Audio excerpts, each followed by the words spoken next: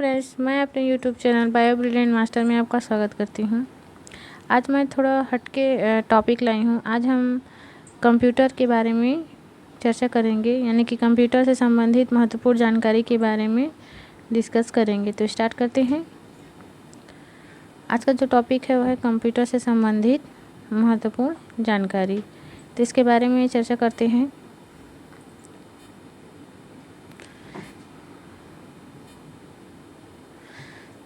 इसमें देखते हैं कि हार्डवेयर क्या है। तो हार्डवेयर जो है कंप्यूटर और उससे संलग्न सभी यंत्रों और उपकरणों को हार्डवेयर कहा जाता है। यानी कि कंप्यूटर से जितने भी अन्य यंत्र जुड़े होते हैं और उपकरण जो जुड़े होते हैं उन्हें हार्डवेयर कहा जाता है। यानी कि कंप्यूटर से संबंधित जो उपकरण होते हैं जिसे हम छू सकते हैं वो क्या कहलाता है? हार्डवेयर कहलाता है। इसके अंतर्गत केंद्रीय संसाधन एकक, मतलब इसके अंतर्गत जो होता है केंद्रीय संसाधन होता है, एकक, आंतरिक स्मृति, बाह्य निवेश एवं निर्गम एकक आदि आते हैं।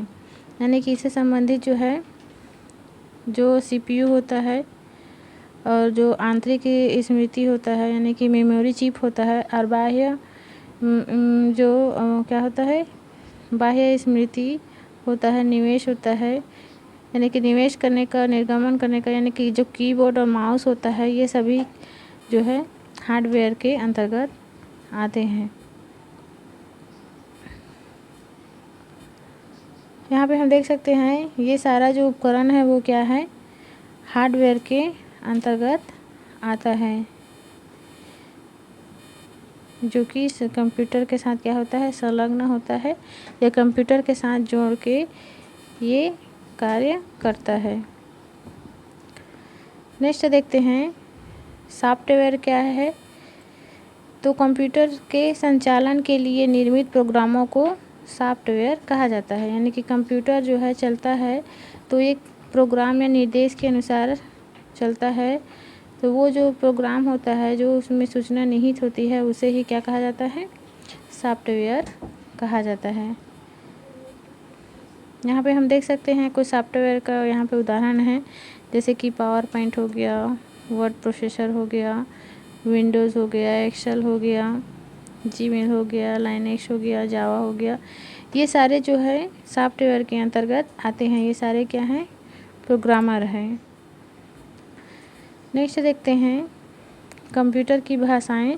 तो जो कंप्यूटर है वो सामान्य भाषा को नहीं समझता, उसकी अपनी अलग भाषा होती है। तो जानते हैं कंप्यूटर की भाषा क्या है। तो कंप्यूटर की भाषा को निम्न 3 वर्गों में बांटा गया है। यानी कि जो कंप्यूटर होता है उसकी जो भाषा होती है उसे 3 वर्गों में बांटा गया है। पहला जो है वो मशीनी कोड भाषा है, दूसरा जो है असेंबली भाषा है, और तीसरा जो है वह उच्च स्तरीय भाषा है। इसके बारे में डिटेल समझते हैं क्या है ये।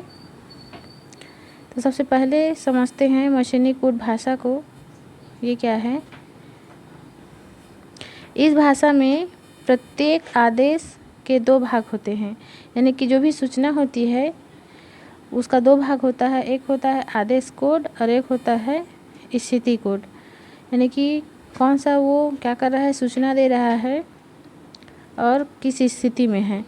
इन दोनों को 0 और 1 के क्रम में अनुवाद कर व्यक्त करता है। यानी कि ये जो कोड होता है उसे 0 और 1 के रूप में क्या करता है, जो मशीन कोड भाषा होता है वो चेंज करता है।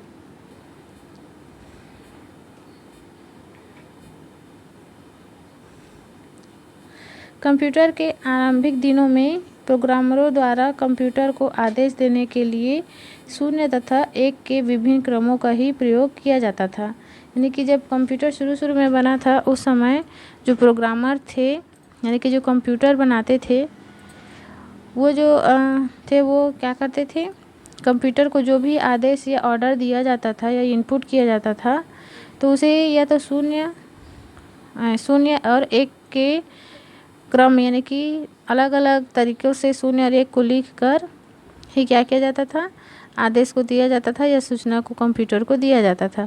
यह भाषा समयग्राही थी। यानी कि यह भाषा जो थी वो बहुत टाइम लेती थी, जिसके कारण असेंबली भाषा एवं उच्च स्तरीय भाषाओं का ही प्रयोग किया जाने लगा। ये जो मशीन कोड भाषा थी, इसमें समय ज़्यादा लगता था, इसलिए अन्य भाषाओं का प्रयोग किया जाने लगा। जानते हैं असेंबली भाषा और उच्च स्तरीय भाषा क्या है?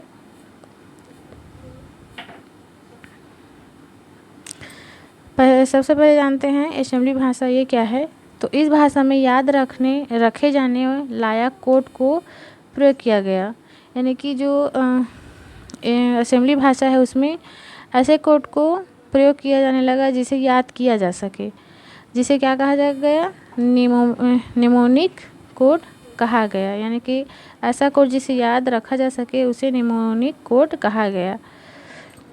और ये किसके अंतर्गत आता है? असेंबली भाषा के अंतर्गत आता है। जैसे कि देखते हैं, जैसे कि एडिशन के लिए एड शब्द, सब्सट्रैक्शन के लिए सब एवं जो जंप होता है उसके लिए JMP लिखा जाता है। परंतु इस भाषा का प्रयोग एक निश्चित संरचना वाले कंप्यूटर तक ही सीमित था, यानी कि जो कहा जाए कि किसी जो वर्ड होता है या शब्द होता है उसका शॉर्ट फॉर्म में लिखना ही क्या कहलाता है? असेंबली भाषा या निमोनिक कोड कहलाता है।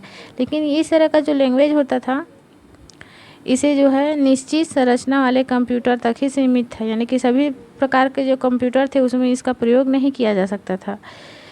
इन भाषाओं को निम्न स्तरीय भाषा कहा गया। ये जो भाषा थी असेंबली भाषा, उसे निम्न स्तरीय भाषा कहा गया, क्योंकि इसमें जो है सभी प्रकार के कंप्यूटर्स में इसे यूज़ नहीं किया जा सकता था।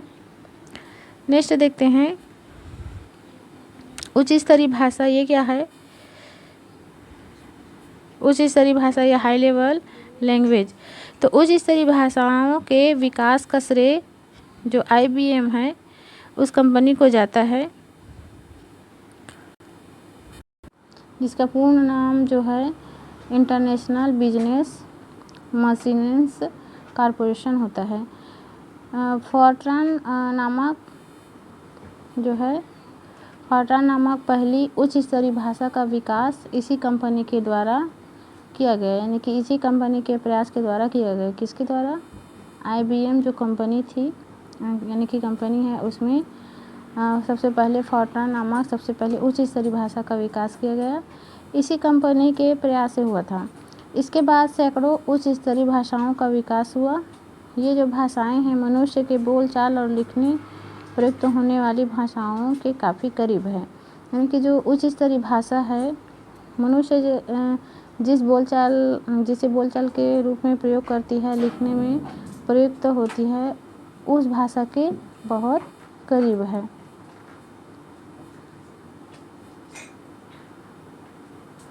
कुछ उच्च स्तरीय भाषाएं जो हैं निम्न है। जानते हैं कौन कौन सी उच्च स्तरीय भाषाएं हैं। तो सबसे पहले हम देखते हैं फॉर्ट्रान। तो कंप्यूटर की इस भाषा का विकास जो है IBM, अभी हमने पढ़ा, IBM international business machine corporation के द्वारा किया गया। इसके जो निर्माता थे वो थे JW बेकस ने कब किया था? 1997 में किया था। इस भाषा का विकास गणितीय सूत्रों को, यानी कि जो गणित सूत्र थे, गणितीय सूत्रों को आसानी से और कम समय में हल करने के लिए किया था।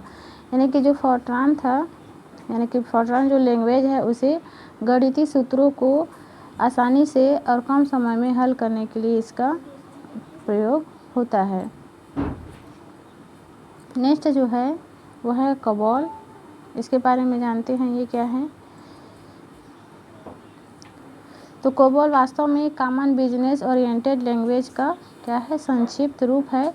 इस भाषा का विकास जो है व्यावसायिक हितों के लिए किया गया है। इस भाषा की संक्रिया के लिए लिखे गए वाक्यों के समूह को पैराग्राफ कहते हैं। यानी कि इस भाषा को समझने के लिए जो भाषा की संक्रिया होती है या जो समझ होती है उसे क्या कहा जाता है कि वाक्य के समूह को पैराग्राफ कहा जाता है। यानी कि जो क्या होता है, कोबॉल जो लैंग्वेज होता है उसे समझने के लिए वाक्यों का समूह होता है, उसे क्या कहा जाता है? पैराग्राफ कहा जाता है। और पैराग्राफ जो होता है, सभी पैराग्राफ जो होता है उसे मिलाकर एक सेक्शन बनता है और सेक्शनों से जो है बहुत सारे सेक्शनों से क्या होता है, डिवीज़न बनता है।